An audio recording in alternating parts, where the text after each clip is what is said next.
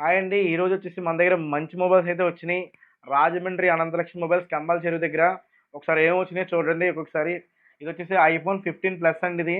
Brand new కండిషన్‌లో ఉంది చూడండి. ఇది బ్యాటరీ హెల్త్ వచ్చేసి 83 ఉందండి. ఇది వచ్చేసి మనకి 38,000 మాత్రమే పడుతుంది ఇది.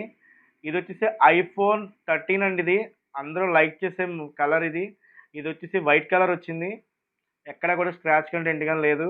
ఇది వచ్చేసి కేవలం 22,000 మాత్రమే. ఇది వచ్చేసి వివో V40 బడ్జెట్ మొబైల్‌లో ఇది వచ్చేసి ఇంకా 7 మంత్స్ వారంటీ ఉంది దీనికి. ఇది వచ్చేసి మనకి 16,500 మాత్రమే పడుతుంది.